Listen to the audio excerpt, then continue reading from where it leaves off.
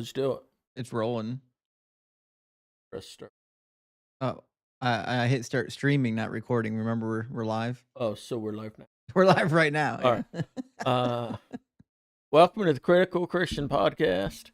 We are hosts Dan and Justin. We ask critical questions about the Bible and provide questionable answers. And Dan, we're still in like the most interesting chapters of the Bible. He's lying. Where we just get to read endless law codes. Lying. It's phenomenal reading. This is 43 verses in this one chapter. Actually, you know, when I read chapters like Exodus 28, I wonder to myself why anyone's reading Harry Potter. This is way better.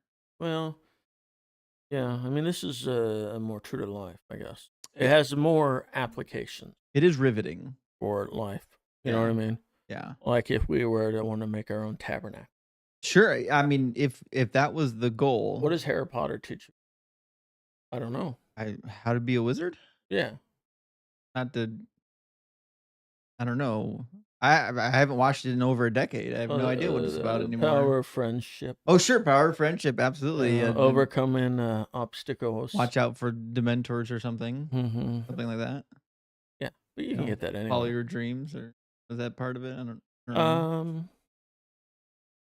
I don't know if that was really a primary thing. I don't know. I think last time I saw one of the, I don't know. I watched them forever ago.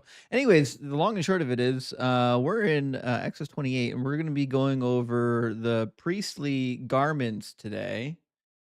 Yes, and I got a lot of notes. I see that. Actually, you've got notes even before the first verse, which is. Yeah. Which is not typical. You want to go over those? Well, of course. Why wouldn't I? It's not too often that you come to the chapter with a preamble. It's only when I'm like in a bad mood.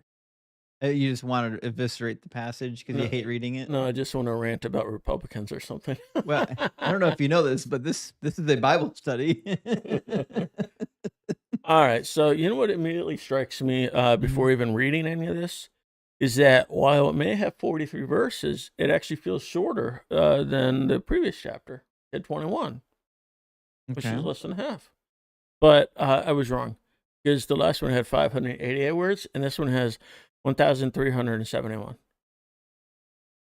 I'm sorry, but then he said it was 546 to 760. And then I counted it myself, and it was 596 to 1,250. Is information going to be relevant? Something? Me? I like to know how long and short things. Interesting. Don't you? No. I mean, if things are too long, I don't want to. That sounds like you. If something's too long, I'm not gonna try it. I'll just let the computer give me a summary. Right. Yeah. I'm like, no, I can do this for Justin. I mean, the last thing we want to do is actually put the work in. Right. Yeah. Okay. You're getting it now. My motto might be a little different than yours. But anyways. Okay, we are using the NASB. That's good to know, even though that's not the one I said we should be using. It's fine. We can use it. Which one do you want? Same one I've told you for the last 8 weeks. Maybe 10 weeks, 15 weeks. NRSV. Oh, well, this rhymes. NASB, NRSV. They may sound the same, but they're not the same. And they had the same number of letters. Irrelevant. I'm starting to think that you're getting the wrong one on purpose. Oh, I'm just stupid. No one can be that lazy. That's not true. You know me. Even Charlie Brown and Homer Simpson would have got this right by now. I don't believe that. They wouldn't have even bothered with this. Homer might not have. Charlie would have tried. You think? He at least gives it a shot. Mm. You know? Okay. Well, whatever. Let's read the passage. Let's do it. And chapter 28, see verse 1. What kind of fun stuff we get into? Just one verse? You got all those notes for one verse? Go for it. Well, you got a problem with that? No. I'm delighted to hear what you have to say. Then bring forward to yourself your brother Aaron and his sons with him from among the sons of Israel to serve as priests to me. Aaron, Nadab, Abihu, Eleazar, and Ithamar, Aaron's sons.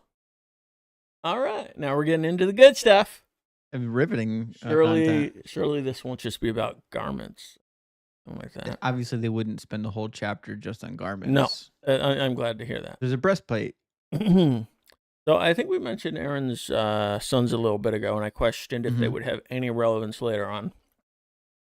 Well, it looks like Nadab, Abihu, Eleazar, and yes, even little Ithamar will now be the priests. Now, this is the crazy thing is we've heard of Nadab and Abihu already. Nadab and Abihu? Yabba-dabba-doo. Okay. We've heard about them. I thought we heard about Eleazar. Well, Eleazar, I think, might have come up once already, but he was also the name I know, of but Abraham's servant. I know, but I was thinking about other than that. Yeah, I think he did come up once already, but he becomes important in the narrative. Actually, Nadab and Abihu die, but Eleazar has a pretty sizable role in the story moving forward. The weird thing is we're just now learning about Ithamar. Like, what a weird place to just randomly introduce Ithamar. Like, oh, by the way, there's 4 of them. He was probably one of the youngest. Could be, but you know, or maybe he was born after all the others were introduced. Well, maybe, but just in chapter 24, they went up on the mountain. It was Moses, Aaron, Nadab, Abihu, and the 70 elders of Israel went up on the mountain, which means Eleazar and Ithamar didn't get to go. Why do you say that? Well, unless they were one of the unnamed elders of Israel, but it sounds like they probably weren't elders, being that they were young. Or younger, probably younger. Oh, they're part of Aaron's posse, right? It's hard to know. We don't know if they're a member of the elders of the 70. Well, this might help to clear things up. The name Ithamar is of Hebrew origin. I would hope so. We are reading the Hebrew Bible. And it means island of palm or land of palm. So if that elucidates things. Yeah. Interesting. I wouldn't have guessed that. Island of Palms. Yep. What a name. Yeah. And it could be completely wrong. I just asked the computer. When you just chat GPT it, and you get who knows what you get back. So but I had a thought though when I was reading this, which is let's entertain for a second that Ithamar didn't go up on the mountain. All right. He wasn't part of the elders. But the others did? But that the others did. The other sons? Yeah. Nice. Right. Imagining that happened, I mean, how upset are you if you're Ithamar?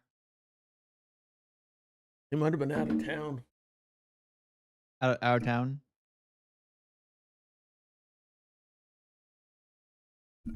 All right. You're loud enough. My mic probably picked it up. I don't know if that did any good for you. All right. Like a bull in a china shop. All right. Yeah, maybe he was out of town. Where do you think he was? Hanging out with the Amalekites? Well, I mean, didn't they have to do like that sheep stuff where they go grazing or whatever? Are you suggesting that they weren't grazing where the Israelites were? Well, maybe there was a pasture really far away. Maybe. I blew this wide open. You're welcome. I'm not sure you did. All right, what's the real answer? I don't know if there's a real answer. All I'm saying is, in a hypothetical situation, if he didn't get to go up on the mountain, but his brothers did, I'd be pretty ticked off. It's kind of like a really huge thing to not be included in. I bet the other just forgot to include his name. But he definitely went. Or he might have been sick at the time. But then again, God said they weren't going to get sick anymore. Yeah, there's a little bit of that. It's from that manna. He just ate too much. Here's the crazy thing. Yes.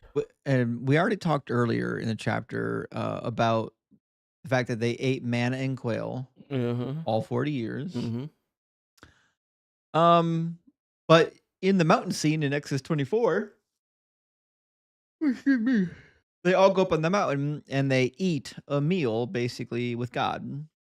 So who? We just talked about it. Oh, just now? The 70 elders of Israel with Aaron, Moses, Nadab, and Abihu. Oh, they ate a meal with God? Yeah. Do you not remember the chapter? No. Oh, Dan. Oh, that was 4 chapters ago. It's like we're not even reading the same book sometimes. At least not the same Just version. a couple chapters ago. They ate a meal with God. Yes, they What went was up it? on the mountain. Was it quail? They ate and they drank and All they right, you know what? beheld God. All right. I believe you. I believe you. But it didn't say what they ate. Oh, so it was quail? Well, I doubt it. Oh, I mean, but it could have been, but it makes you wonder like how many would God make them come up on the mountain and have a meal with them and it was just boring manna and quail again? maybe the lake man. No, I feel like if you're going to commune with God and have a meal, like I could eat you have to make it kind of I could eat chicken every day of my a life. big every day. Chicken wings, chicken nuggets, chicken Chicken fingers, fingers, yeah. chicken patty, Eh. chicken Those and grits, chicken patties are more like chicken and the waffles. nerve ending. I Yeah, really want that one. yeah, I White gotcha. meat, 100%. All right. Anyways, yeah. So my only thought is that I still have questions about how that chapter 24 played out, but let's not get hung up I on mean, that God because we've been a probably, long yeah, chapter. he probably provided the food, right? Well, it certainly could have been. Yeah. Certainly Unless could have he's been. like, bring some of that quail up for me, dog. Okay, hold on. Okay. Good thought. All right. If they went up on the mountain and had the meal, and it was not manna and quail, how pissed would you be if you're the Israelites and you're down there at the bottom of that mountain eating manna and quail, Right. and these jerks are up on the mountain with God eating like lamb and bull Or like and an Arby's ram? Big Montana. Yeah, I'd be pissed off about I that. would. Yeah. Oh, yeah. What are these guys get to eat meat and meet with God for? Committed mate.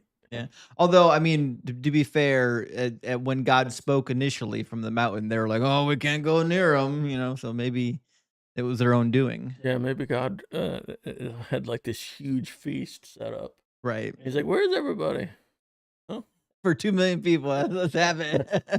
Oh yeah, yeah. that could have been it. All went to waste. But well, let's read verse 2 and 3. And you shall make holy garments for Aaron your brother, for glory and for beauty. You shall speak to all the skillful person whom I have endowed with the spirit of wisdom, that they make Aaron's garments to consecrate him, that he may serve as priest to me. Mm-hmm. I hope there's some way to know that they were endowed with wisdom other than having them all decide whether to cut a baby in half or not. If that was like the test, Yeah, I mean, the funny thing is, some of them are going to choose the first one. And you're going to be like, what? Solomon was supposedly the wisest man to ever live, according to the Bible. Mm-hmm. But the dude was dumb as a box of rocks sometimes. Like, it's hard for me to imagine that the smartest guy that had ever lived was also the guy who did exactly what God told him not to, Well, you and said, had 700 wives and 300 well, you concubines. just changed wisest to smartest right there. Are they not the same? They are definitely not. Can you not be intelligent and also be wise? Like if you show him a baby and say, should I cut this in half or not? He'll be like, no, that wouldn't be right. You know what I mean? But if you ask him what's like a million plus a million, he'll be like, I don't know. Yeah, but we're talking about the same level So, of character flaw. If you said, "Is it wrong to disobey God?" He should have known that. okay. God said, "Do not multiply wives, I and know, do not but make wives of foreigners, I'm and just saying, don't enter into contracts is with the that wisdom? foreigners." Or is it just, another flaw in his character? Well, obviously, it's a lack of. Even if you're wise, doesn't mean you're going to follow through with it, Oh yeah, yeah, you can be wise but still be a prick. Yeah. Yeah, Right. that's possible. Maybe just he's a prick.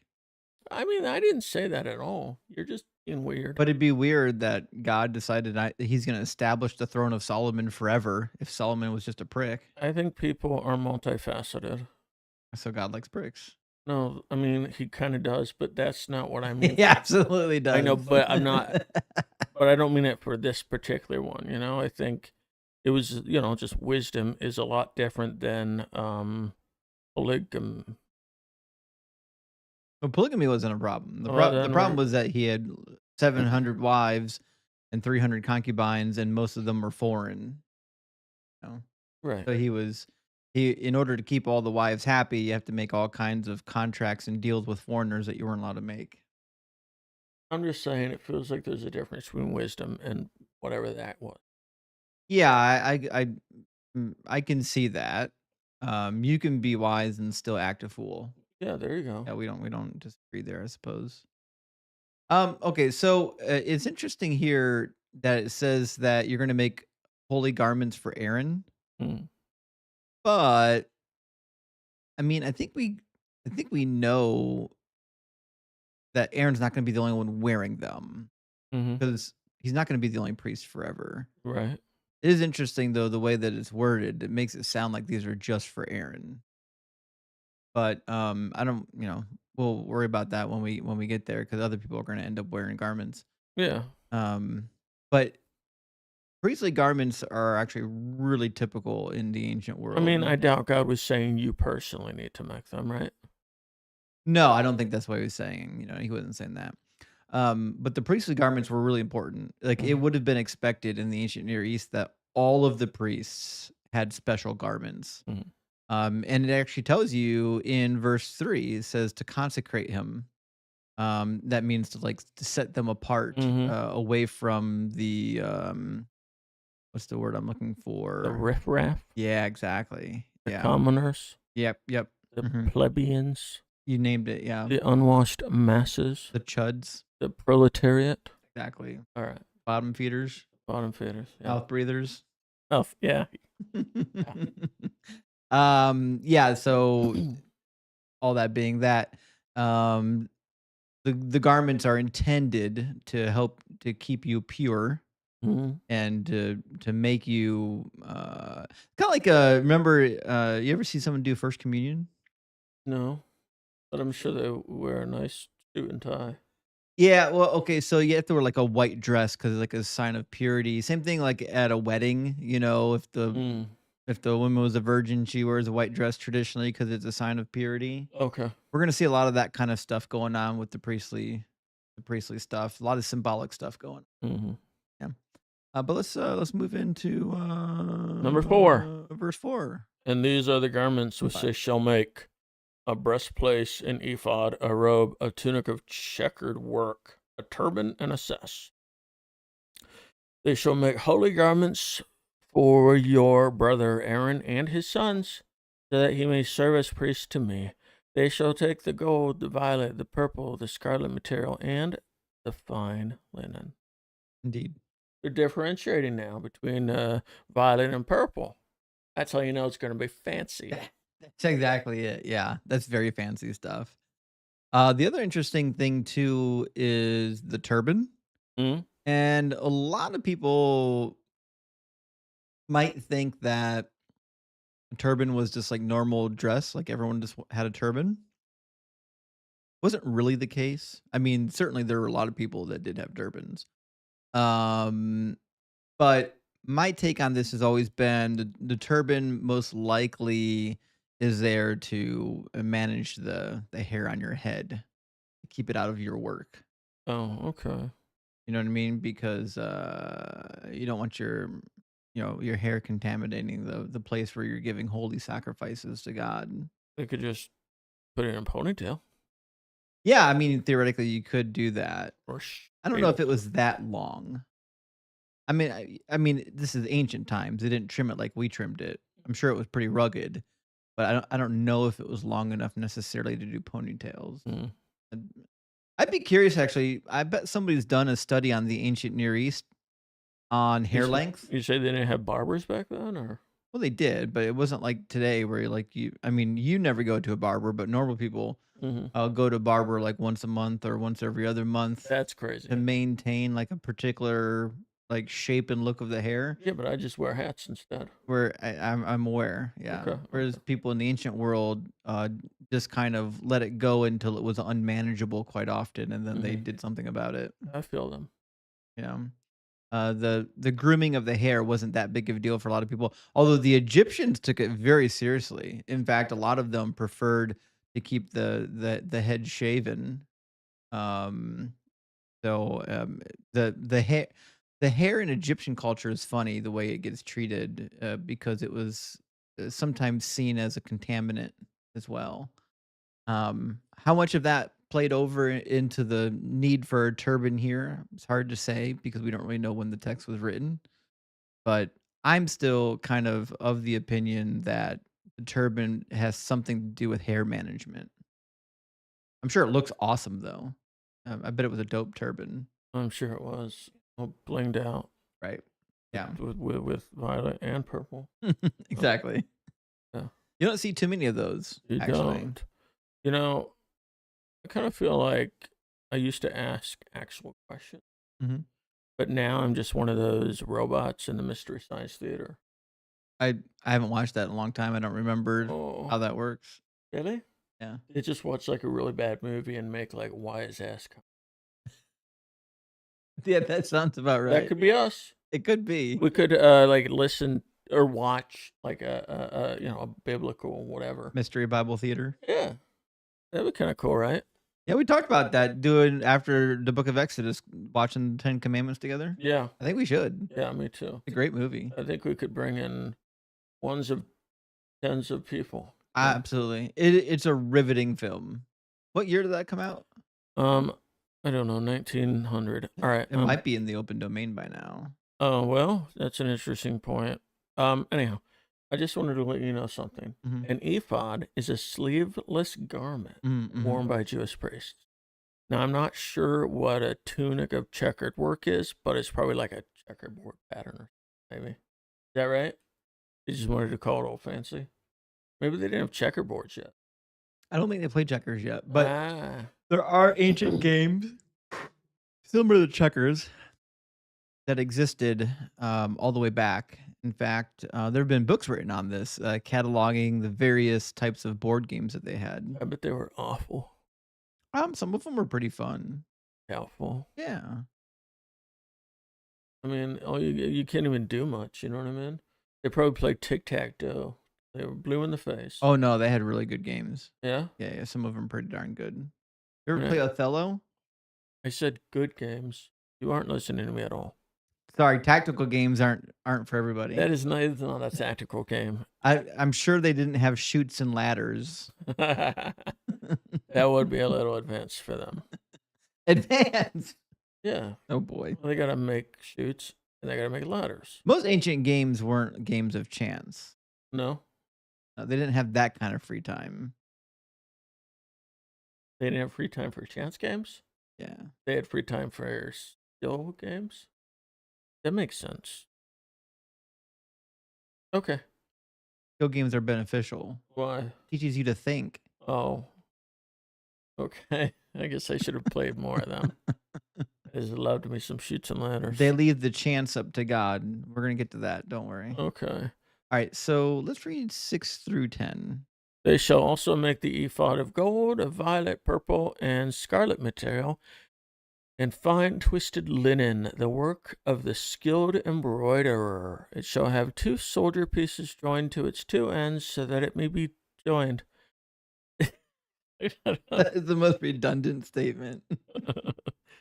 The skillfully woven band of its overlay, which is on it, shall be like its workmanship of the same material, of gold, of violet and purple and scarlet material, and fine twisted linen. And ye shall take 2 onyx stones and engrave on them the names of the sons of Israel, 6 of their names on the one stone, and the names of the remaining 6 on the other stone, according to their birth. I don't remember the Israelites grouping up into tribes yet. Did they? Not really. So this is the weird thing is it's kind of written as though we should just know that all of these people are familiar with their tribal allotment. Yeah. But that's kind of a weird thing to expect because they were just chilling in Egypt for 400 years. When they went there, there was 12 sons and a couple children. How were how they figure that out? You know what I mean? It is, Meticulous records. yeah, it is a weird thing to think that a family went into Egypt and then grew for 400 years or 200 years, whatever your take is. Mm-hmm. And then while that family was growing in that one location, they just figured, I guess we'll just keep track of our tribal allotments, which is weird because you could have done that for multiple generations. Like, for example, the sons of Joseph were split into 2 different tribes, but you could have done that with any of the 12 sons. You could have split all 12 of them into multiple tribes and ended up with 65 tribes. Like, how did they decide randomly on 12 tribes coming out of Egypt? What? That's God. God said it. The what? What the 12 tribes are gonna be. No, he didn't. No, he said, "Hey Jacob, you got 12 sons, Mhm. 12 tribes." Bam. Well, yeah, but obviously that was written after the fact. Oh, was it? The 12 tribes already existed. I'm not sure God instructed them to maintain their tribal, identity. Are you suggesting that the tribe, that Jacob and the 12 sons and all that were written just because there were 12 tribes? They wanted to figure out a reason for it, like a backstory. That's my opinion, yeah. Is that really? Yeah, it seems like there were some ancient tribes in northern Israel for a long time, and that this was the backstory for them. In fact, in the Mesha Stele, he talks about the tribe of was it Dan? Either Dan or Gad, and talks about, I think it's Gad, talks about how it's an ancient settlement. Um, and there is some information from the ancient world to suggest that some of the territories or the tribal allotments predated the actual arrival of the so-called Israelites, but that's kind of a difficult thing to prove because we lack a lot of material data. But it seems to me that the backstory of the 12 tribes is a mythological history for actual tribes that really were Hmm. there. Do we have proof that there were actual tribes? Yeah. We have real proof? Yeah. Okay. Interesting. Very interesting. There. You want me But to move? no, don't worry about it. There's a book called Israelite and Judean History in the Old Testament Library series. It's got a green and white cover. Green and white. I'm on it.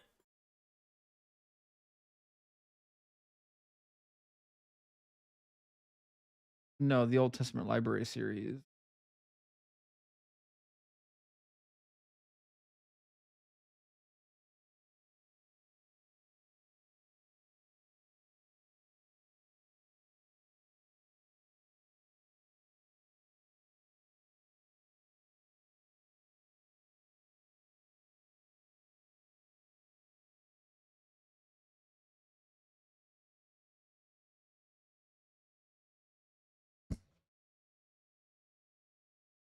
Actually, we're gonna organize all the books. Okay, so the history of the Israelites has been written quite a few times by scholars, and there seems to be pretty good evidence that the tribal allotment was like originally a kind of a Canaanite allotment, and they developed the backstory for it to explain it. And but there were other tribes, possibly Benjamin and Judah, that derived from a different tribal allotment that joined the original Israelite tribes. And in fact, as we keep reading the Old Testament, what we'll discover is that when the tribes are enumerated, the Old Testament doesn't actually always agree on how many tribes there were and what their names are. There seems to be multiple tribal allotments throughout the Pentateuch, because there seems to be a tradition that these tribes existed, but whether or not there was 12 of them or 13 of them or Hmm. 11 of them is a little bit in flux. You say it was a tradition that they existed, but they did actually exist, right? Oh, the tribes did exist Okay. for sure. Right. I think the question that we don't know is how did they get there, Okay. right? Okay. Because the mythological backstory that we hear about them appears to be mythological, but when we get to the book of Joshua and Judges, there's like a lot of really interesting unintentional history being told there. There's a ton of stuff happening there that's really interesting that would help you like if you're looking at trying to read between the lines. There's a Mhm. lot of information between the lines there to kind of tell you what life was like at that time period.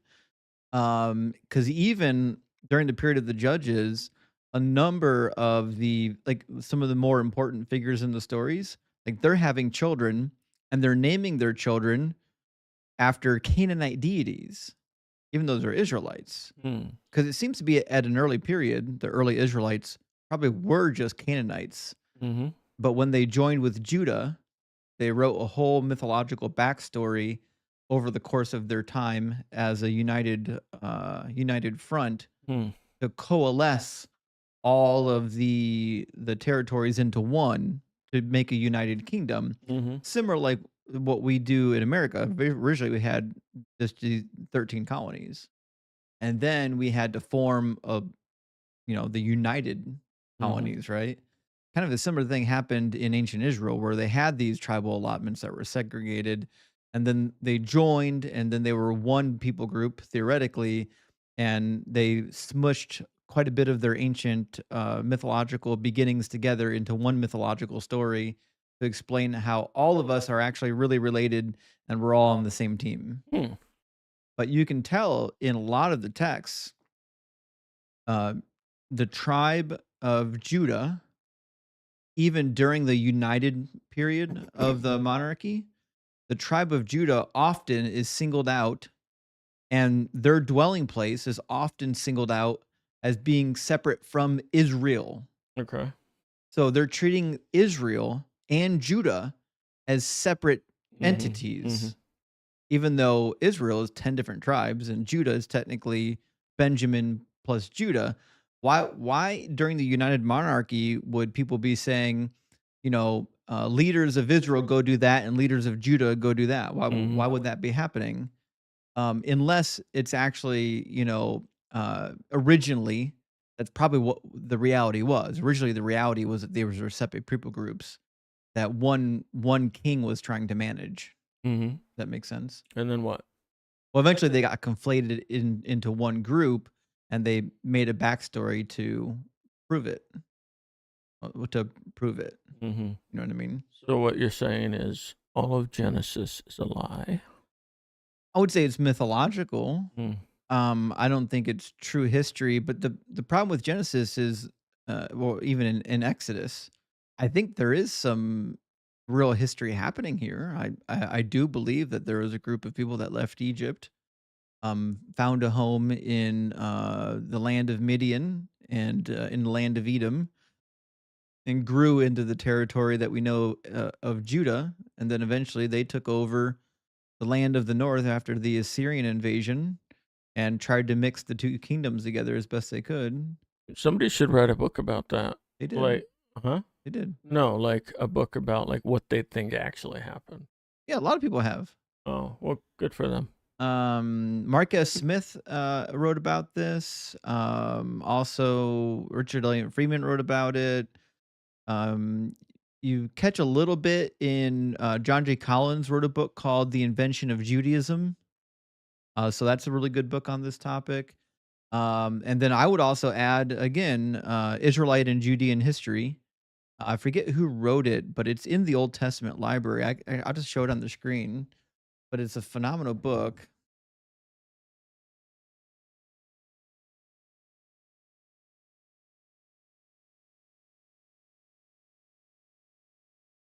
It looks just like this. Yeah, Israelite and Judean Is that the history. one you're trying to find? Yeah, it's not on the shelf behind you though. It must be Mm. in a different room.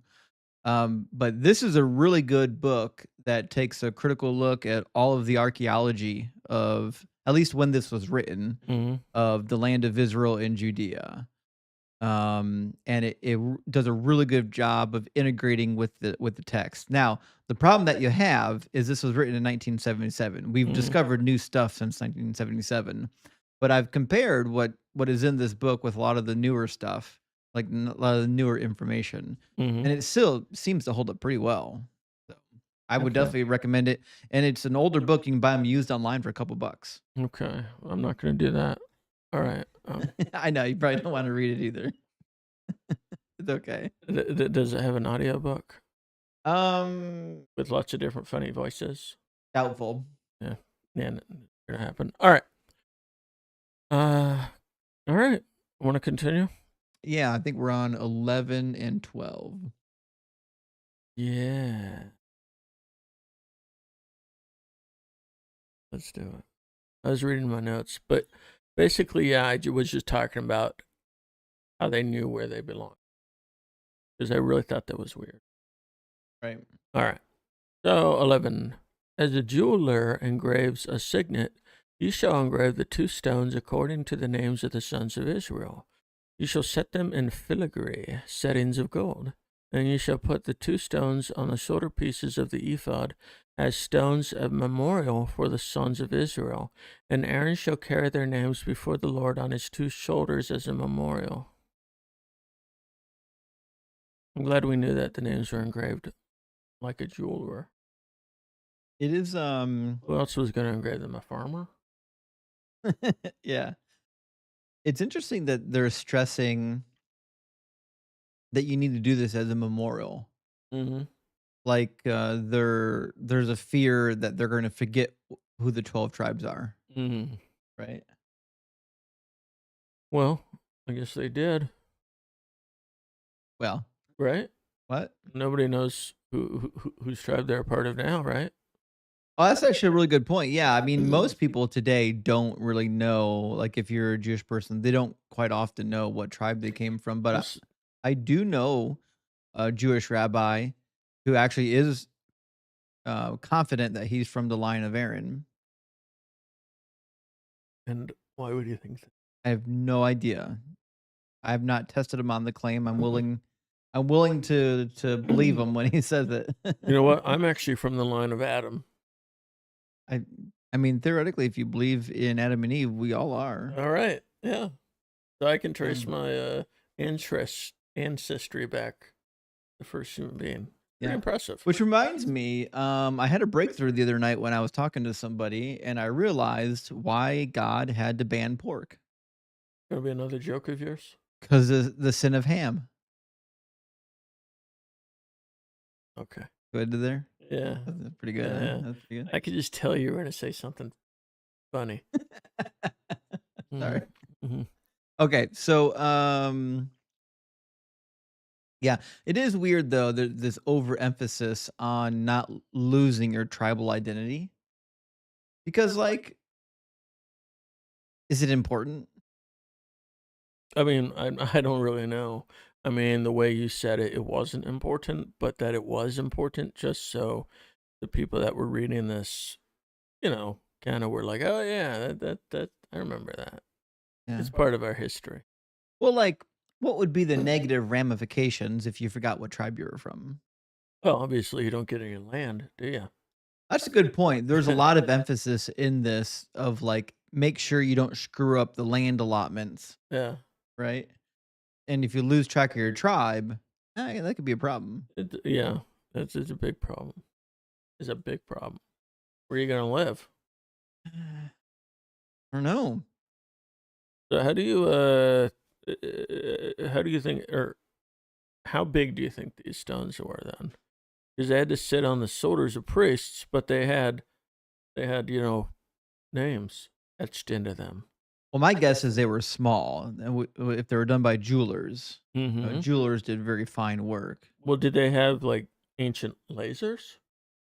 Surprisingly, they didn't have lasers. They didn't have Jewish lasers, No, space lasers, or anything. no. That's unfortunately that's not a thing that existed yet. Huh. Had to wait to get to the 21st century before they invented space lasers. All right. But look at them now. Look at them now. Look at them all the way from space. Proud of them. I still every time people open their mouths with Jewish conspiracy theories, I shouldn't be surprised that something stupid is going to come out of it, but I'm still shocked every time I hear a new one. Mm. It's weird to me that so many people are prone to making Jewish conspiracy theories. Right. But they're abundant. It's like the people who always have conspiracy theories about wealthy families, like the Rothschilds. How the Rothschilds is behind like everything, you know. I'm sure they're behind a lot of things. I doubt it. Mm. You're a conspiracy. I'm just saying. Yeah, we're gonna move on. Read the next verse. Get out of here with your Rothschild's conspiracy theories. Started it. All right. 13. Yeah. And Oh wait, you 13? Sorry, I went too far. Apologize. That's okay. And you shall make filigree settings of gold, and 2 chains of pure gold. You shall make them of twisted cork work, and you shall put the corded chains on the filigree settings. I like the word filigree, huh? Good word. It's like maybe in my top 10. Maybe not that high, but it's on there. You've used it so many times in the past. I mean, Have I? I'm just right on the tip of your tongue, I'm sure. Filigree. Filigree. Yeah. It's not. So this is the thing about the NASB Uh-huh. that always annoyed me. What now? Now, I like the NASB, especially the 1995 edition, because they do a really good job of being like really literal with the Hebrew text. Not as literal as like the King James sometimes. But the thing I never liked about the NASB though is that they use a lot of English words that we wouldn't use today. It's like the people who translated it were really good at English, but they were also 80 years old when they did it in 1995, You got a problem with the word filigree? and the words had already been outdated for 4 decades. What word would you want to use instead? Um, chain? Filigree makes it feel fancy. Maybe? It does, I it don't does. know. It does. Is that a fancier word? Oh, yeah. I feel like if you're gonna make it fancy, you should make it like French at least. Well, maybe that is French. What's the French word for filigree? I don't know. I mean, listen, universally, if you're an English speaker, the only way to make it extra fancy is to make it French. I get that. Yeah. You know, Yeah. with an accent marker at the, It would be like filigree. the last vowel. I get it. Or at least end it with a silent T. Just add a T on the end there. Filigree. It would be filigree, but you have to pronounce it filigree. Yes. They're ridiculous. They're silly. It is fancy though. Oh, yeah. Yeah. Let's be honest. It's a fancy yarn chain, kind of. Well, gold Gold chain. yarn. Gold chain. Gold chain cord yarn. Twisted cork. No. There's a lot of there's so many things being used right now. It makes you wonder where they got it all from. The weird thing that they just happen to have all this stuff. You know what I mean? Oh, I get it. Yeah. It definitely makes sense if you think they're already settled in the land and these were the things that they were using that they got from the land. It makes even more sense if you think that these were just the priests writing this and they were looking at all the stuff they were wearing at the time. That's what I think happened. I think they already had a system and they were placing it in the mouth of the authority, which was Moses. Right. God, yeah. That makes the most sense if you ask me. Yeah, it makes a lot of sense, and we'll get into that here in a couple verses actually. All right. Let's read the 15 through 20 that you had there. You shall make a breastpiece of judgment, the work of a skilled embroiderer. Like the work of the ephod, you shall make it of gold, of violet, purple, and scarlet material, and fine twisted linen you shall make it. It shall be square and folded double, a span in length and a span in width, and ye shall mount on it 4 rows of stones. The first row shall be a row of ruby, topaz, and emerald, and the second row a turquoise, a sapphire, and a diamond, and the third row a jacinth, hyacinth, I can't pronounce it. as something, an agate, and an amethyst, and the fourth row a beryl, and an onyx, and a jasper. They shall be set in gold filigree. You know what I think is interesting is that to God, none of these stones have any value, right? He can make stones. Yeah, well, theoretically, God could do So anything. they could have just used regular old rocks or whatever, you know? I assume the value is just so people give the garments a reverence instead of just throwing them in with the other linens when they do laundry by the river or something. No? Am I wrong? I think you nailed it. Ooh. But there's a lot of context from the ancient world for understanding the stones. Okay. Each stone Um, has a backstory. mm, not so much. Not quite that. You know what I'd like to understand? Why are diamonds included? Why wouldn't they be? Well, diamonds, we know they're not valuable. They are valuable. No, they're only valuable because the De Beers Corporation makes us think they are. They were always valuable. No, they're not valuable. They were always valuable. No, you can throw them in the trash. That's not true. Can. You can now Yeah. because we've spent like 1,000 years professionally mining them Yeah. with the most sophisticated equipment we can invent. Okay. So you're saying the reason they were worth something back in the day is because nobody could get to them. They were just as rare as the other gems. Oh, and now they're not. They're trash, basically, Yeah, now they're trash unless they're Okay. big. and look really pretty. Well, I mean, you get to make them look pretty. Oh, yeah, yeah. Okay, so here's the fun thing with the gemstones is northern Israel, up towards the Lebanese mountain range, was very widely known for having gemstones, like tons of them.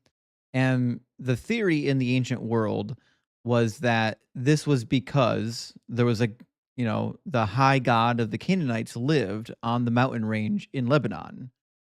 And in all of the ancient literature, in the Gilgamesh literature, in the Egyptian literature, in the Hittite literature, all of them believed that the reason why there were so many gemstones in the Lebanese mountains was because it was the realm of God, or gods plural. Mm. And so we find this association with the building of all of the temples.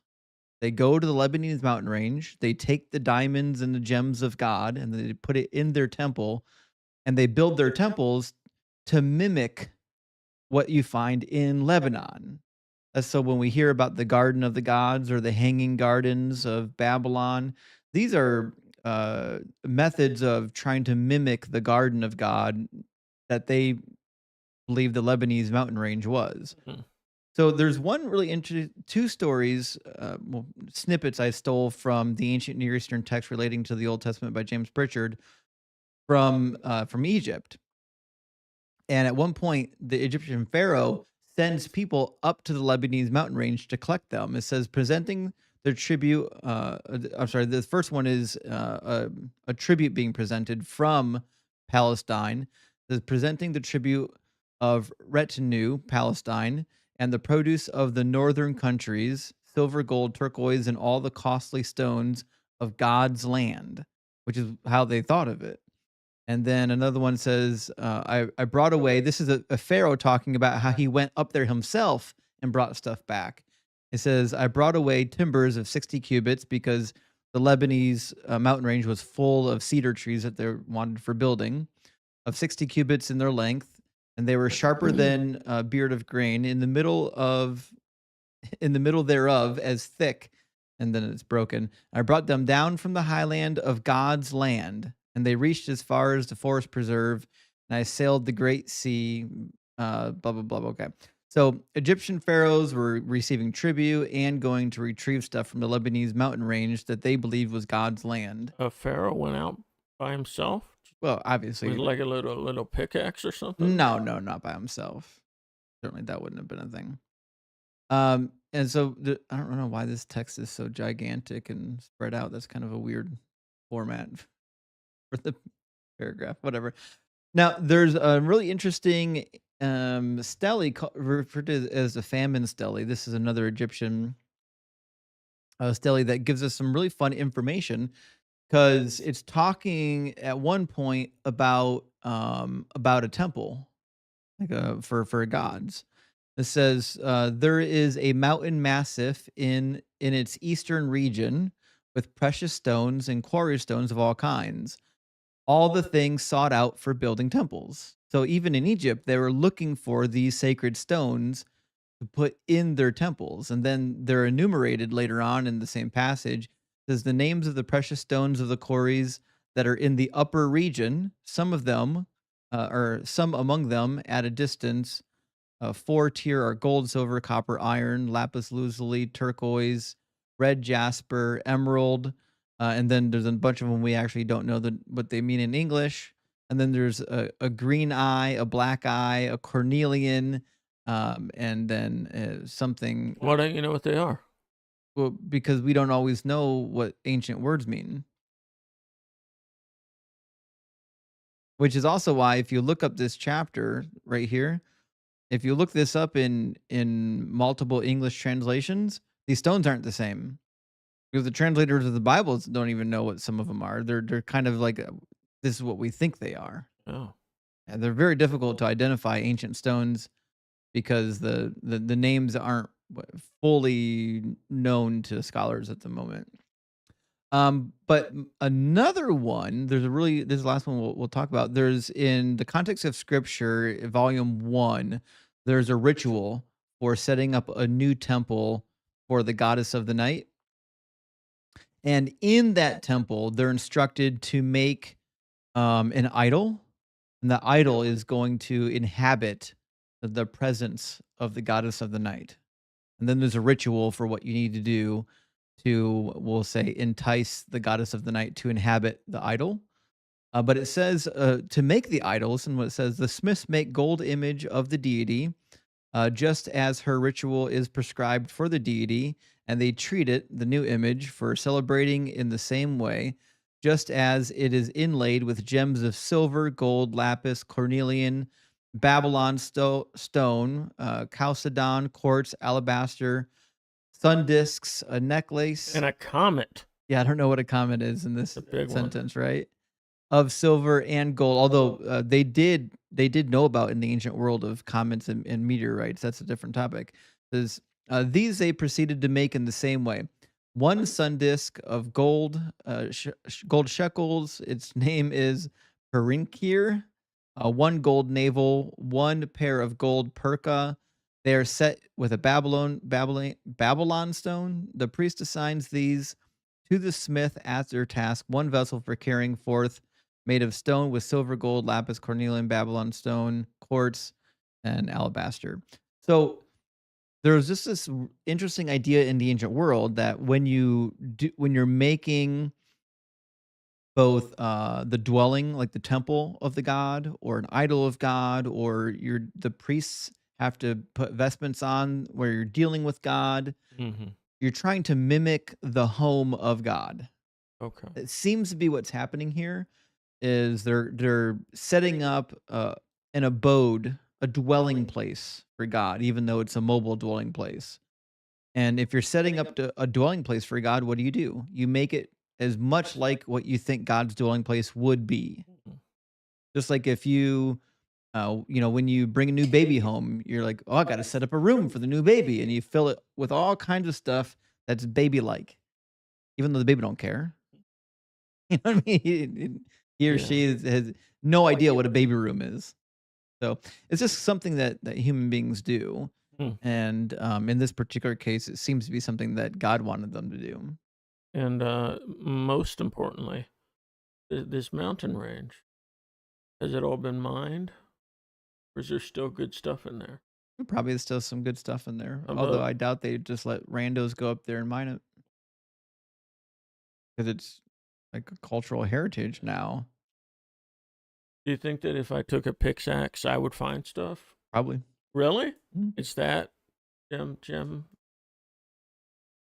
Yeah, it's famous in the ancient world for being full of gems. In fact, in the Epic of Gilgamesh, when Gilgamesh goes into the Lebanese forest, he describes the forest as being so full of these gemstones that they're literally growing on the trees.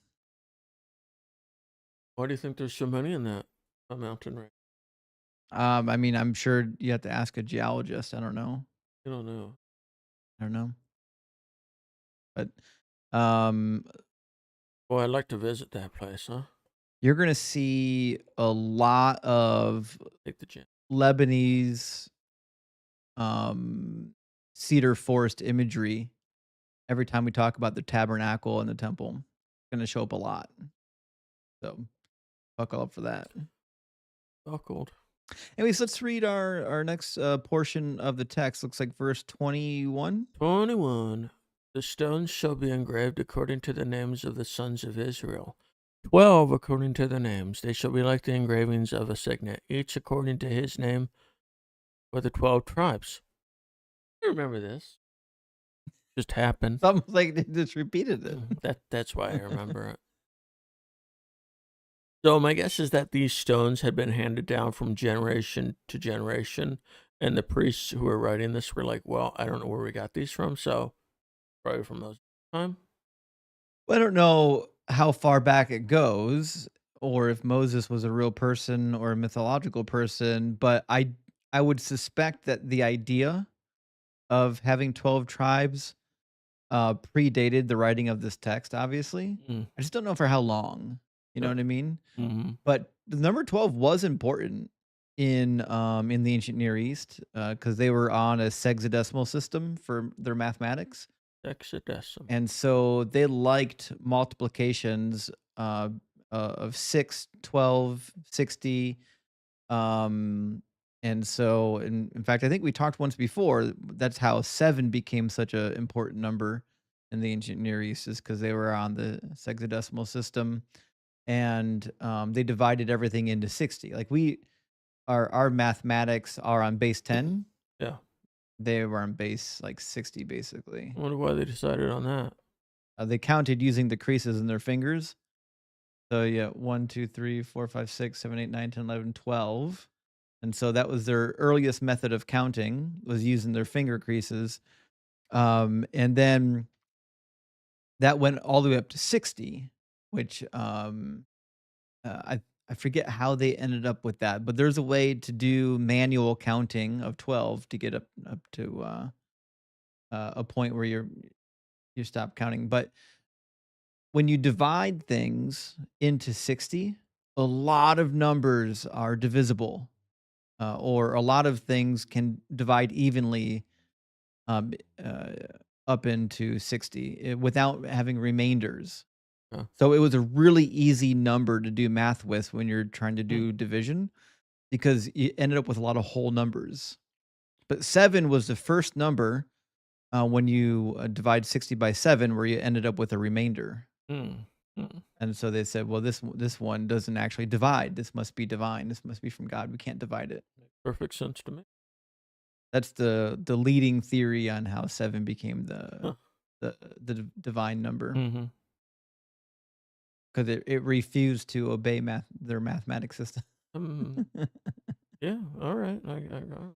But anyways, none of that's really important for what we're doing here. The fact of the matter is the idea of having 12 tribes, I'm sure predated this text by a long shot. I just don't know how long. Okay. No? I thought maybe they were just writing it down like to justify their current attire by making it seem old. Like, hey, don't blame us for wearing all this. Blame Moses. I think it's a mixture of both. I think there's a mixture of this is what we're doing now. We need to give the history for it. But I think, what they were doing at that time probably was tied to history too. You see what I'm saying? I think it's a mixture of both. Like if we went into right now, we were trying to write a backstory about, okay, well, why don't we work on Sundays Mm-hmm. in America specifically? Well, we're probably going to tell a history of America that explains why we don't work on Sundays and why we have a 5-day work week. And I'm sure we're going to get some of that right. Like the average person would get some of it right. But the average person would also add a lot of stuff in there that's not true. Mm-hmm. You know what I mean? And I think that's kind of what was happening here. The idea of doing professional history is kind of a modern concept. History was hard back then because you having a library at your fingertips wasn't an easy thing to do. Mm-hmm. A lot of history was oral. Yeah. That's a good way to screw it up, right? That's why Ashurbanipal was such an important king in the I think he was part of the Neo-Assyrian Empire, not Neo-Babylonian Empire, but he was one of the first people in the ancient world that really amassed a useful library. Mm. So he was pretty dope. And then shortly after him, we started getting the Greeks doing the same thing. But yeah, I think some of the what we're reading here in Exodus probably does have ancient roots. Okay. I just don't know how ancient. Mm-hmm. Let's read our next section, 22 to 28. It's a huge section. I Hey, better start talking more slowly. you divided them up, not me. Well, then I'll divide them up. I'll make stuff up. Okay. All right, 22 to 23. Right. You shall also make on the breastpiece twisted chains of cord work in pure gold. And you shall make on the breastpiece 2 rings of gold, and shall put the 2 rings on the 2 ends of the breastpiece. So, there's that. All right, I don't have anything else to say. I'm going to continue. Mhm. And you shall put the 2 cords of gold on the 2 rings at the ends of the breastpiece. You shall put the other 2 ends of the 2 cords on the 2 filigree settings, and put them on the shoulder pieces of the ephod at the front of it. And you shall make 2 rings of gold, and place them on the 2 ends of the breastpiece on the edge of it, which is toward the inner side of the ephod. And you shall make 2 rings of gold, and put them on the bottom of the 2 shoulder pieces of the ephod, on the front of it, close to the place where it is joined above the skillfully woven band of the ephod. And they shall bind the breastpiece by its rings to the rings of the ephod with a violet cord, so that it will be on the skillfully woven band of the ephod, and that the breastpiece will not come loose from the ephod. Whoever wrote this should not be describing anything. What do you think their relation to the weaver was? Because they're really concerned about the skillful weaver here. Uh, mm. Make sure it's skillfully woven. No, Oh, you okay. don't want one of these loose braids up in here. If I Mm. see a loose braid, I'm throwing it out. God will smite you. God, listen, God could smite you for a loose braid. Mm-hmm. It can get really hairy. Mm-hmm. Lot of words. Lot of words. A lot of words. Yeah, I couldn't even imagine what this was supposed to look like in my mind. Right. So I decided the computer would do. Oh no. No. Look, I see it. They can't see it sadly, but Oh boy. what? You put it into the image generator? Yeah, You think it gave you an accurate image? yeah. I don't know why you would think that. Because I put all the description in there. Not how that works. Actually, that's literally how it works. It's the opposite of how image generators are work. It's just gonna look at the words and come up with something that matches some of the words. Or all of them. No, Well, never gonna happen. I mean, are you telling me this isn't correct? Not even close. Probably close. No, Why not? because people have actually done reproductions of it without being lazy and asking Chat GPT or to do it for you. Did you want me to actually do a reproduction of this myself? Yeah, you should. You're really good at Microsoft Paint. Well, you flatter me, sir. Just open up Microsoft Paint, read the word slowly, and draw what it sounds like. That sounds. You telling me this is an actual description people can follow? Yeah. Really? Yeah. Really? Yeah. Really? Yeah. All right. Well, I guess next time I might try that. All right, let me know how it goes. Well, not for this, but for the next chapter. I mean, like, you're not doing anything else at work. Might as well draw pictures. I do a lot of things at work. Really? Like try to stay awake. Yeah. Uh-huh. That's a big one. Yeah. You wrote these notes while you were at work, didn't you? So anyhow, listen, if I say I did, I think my work legally owns the note. True. Right? True. They might want my notes. Well, so I mean, this is an exciting section of the text, but it's really not exciting to me. I care about the next section Or of the anybody text else, for that much matter. more, actually. I had no idea. So this really brings the descriptions to life in a way that works. Oh, I kind of like that. Thank you, Perchance Image Generator. Oh, I Is that the one you used? Yeah, GPT, son. Oh, ChatGPT. They got an image generator now? They have been having it. Well, I didn't know for that. a long time now. I had no idea. Really? Never even knew it. That's why it's so realistic. That's why it's awful, I would imagine. Couldn't even tell me how many R's was in the word strawberry for like a month. Well, yes, but nobody's perfect. All right. Nope. It can't tell you how many R's are in the word strawberry, but it can take your whole paragraph and draw a picture with it. Mm-hmm. That seems like a non sequitur. Whatever. You know what I should have done Mhm. is put this description in, say, perchance, and seen like how different they were. That's a good thing. We should pit a bunch of image generators against each other to see which one's most accurate. Yeah, that would be sweet. All right, we'll put this on our side project list. All right, Okay. sweet. I like it. Let's do 29 and 30. So Aaron, sh- Oops, sorry, I moved the wrong one. so Aaron shall carry the names of the sons of Israel in the breastpiece of judgment over his heart when he enters the holy place as a memorial before the Lord continually. And you shall put in the breastpiece of judgment the Urim and the Thummim, and they shall be over Aaron's heart when he goes in before the Lord. And Aaron shall carry the judgment of the sons of Israel over his heart before the Lord continually. And presenting Aaron in his breastpiece of judgment. It's remarkable. It looks like an infinity gauntlet, but wear a breastplate. Yeah. I like Guess that. I'll show everybody on the screen. Oh, you could have done it for the last one too? I want to spare them. Oh boy. This is a really good one though. There you go. There's the breastplate. That makes sense though, doesn't it? It's something. It is something. Actually, it's not terrible. Actually, I'd wear it. Be Yeah. dope for like a dress up party. It would. I like that he's white. Oh. It'd be like the most extreme version of a bolo tie. Yeah. If someone said, "What's the craziest bolo tie you could ever imagine?" That would be it. Mm. Maybe we'll see. We'll see. He had all those jewels on it, so Some very, tassels would be nice, but whatever. yeah, whatever. Asking for a lot. I'll add them. So the Urim and the Thummim is pretty interesting. Yes. And I like how the So NASB words it. So they put them inside the breastplate. Yeah, there's like a breast. theoretically breast- like pouches. Oh, and really? Yeah. Why would they need to do that?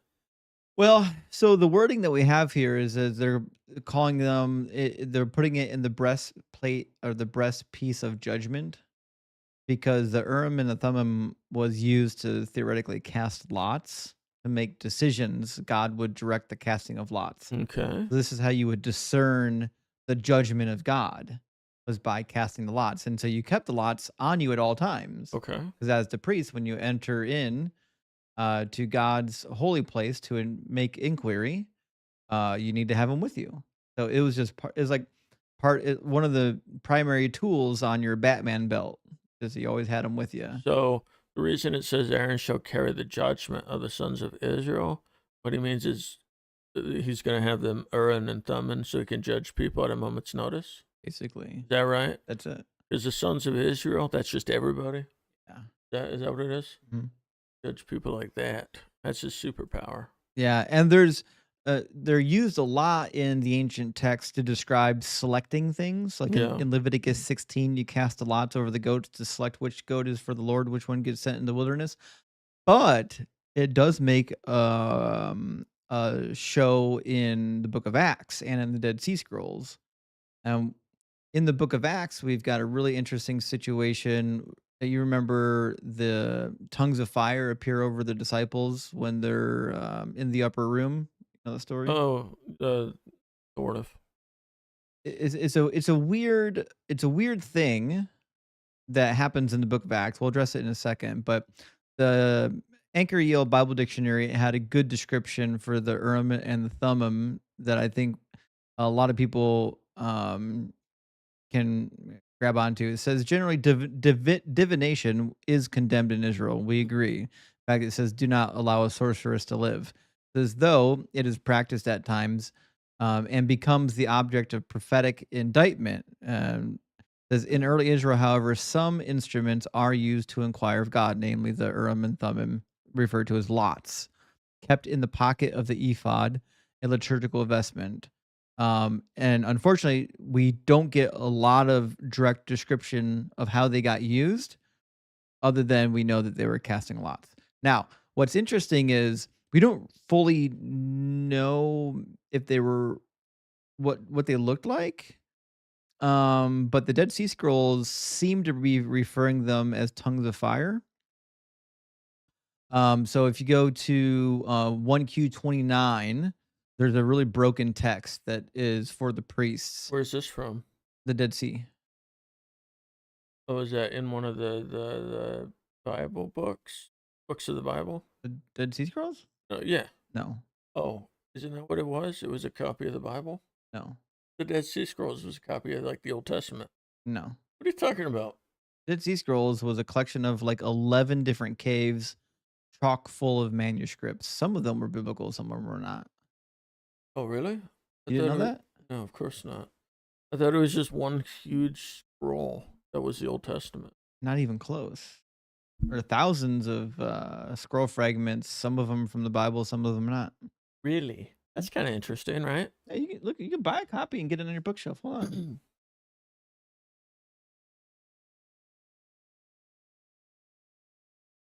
Copy of everything, but all the Dead Sea Scrolls except for the Great Isaiah Scroll. The Great Isaiah Scrolls they didn't include. Why? Too big. It's just a big old scroll. But look Yeah. at the table of contents. There's a lot of stuff in there. I think yeah. It's a cheap book. You can get yourself at the Barnes and Noble or Yeah, I might do that. I know you're not. What am I gonna do? What? Read a book? I- Look at me, I'm smart. I mean, if you want to know things, how else are you gonna learn? You will tell me them. Good grief! The Book of Secrets. Ooh. There's a lot of good stuff. We It- found parts of the Book of Enoch there as well. We've the Testament of the Patriarchs. I think we had a piece of the Ascension of Isaiah that was there. There's all kinds of texts. That's crazy. The Community Scroll is a popular one. The Community Rule, I mean. A lot of end times apocalyptic stuff too. Additions to the Book of Daniel were found. Why? Modifications to Jeremiah was found. Why? Did they add them to the Bible then at that point? Yeah. Oh, they did? Mhm. Really? That's one of the reasons why we. That's one of the reasons why we know that Nabonidus was originally who the Book of Daniel was talking about, not Nebuchadnezzar, Oh. because we found the same stuff that was written about Nebuchadnezzar. We found it in the Dead Sea Scrolls, actually talking about Nabonidus, and Nabonidus in history actually was the father of Belshazzar, not Nebuchadnezzar. And even in Nabonidus's own chronicles, he says that he went through the same things that are described in the Dead Sea Scrolls, essentially, or similar. So the Book of Daniel, as we have it now, appears to be suspect. Suspect? Suspect, Why do you say that? because it says things that aren't true. Well, you were talking and I kind of zoned out. Oh, Yeah, sorry, too much information. a little bit. Suspect because it says things that aren't true. That's Oh, really? Like what? like Nabonidus. Nabonidus is the father of Belshazzar. It says that Nebuchadnezzar is the father of Belshazzar. Oh, Belshazzar was 4 generations after Nebuchadnezzar, and his father had no relation to Nebuchadnezzar. They weren't related whatsoever so what do you think is the reason? because Nebuchadnezzar was the most famous of the Babylonian kings, and they hated him. So they just got confused then, I guess. Either confused or they purposely changed it because they wanted to put the most hated king in there. You know what I mean? So that made Daniel a suspect. Well, Daniel's suspect for a lot of reasons because it was written 300 years after Daniel would have theoretically lived. It was written in a language that wasn't in use when Daniel was alive. I have to ask why it's in the Bible then, if all them apocryphas are. To me, there's no difference between Daniel and the Apocrypha books But then why is it in there? because people believed it. Okay, that was it. Its truthfulness is kind of irrelevant. There's a lot of stuff in the Bible that's not true. We already covered that. Uh, We know there's not 2 million Israelites in the desert. yeah, yeah. So that was in the Old Testament. Mhm. All right. Huh.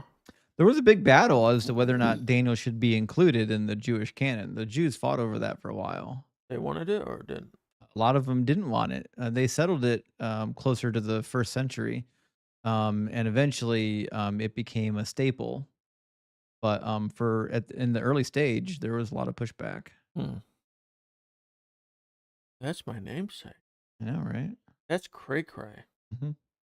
Now I don't even know if there was a lion's den with Daniel inside of it. Find that doubtful. I mean, we don't know, but yeah. Although you really should read Bel and the Dragon. That's one of the additions to Daniel. I think you'd like it.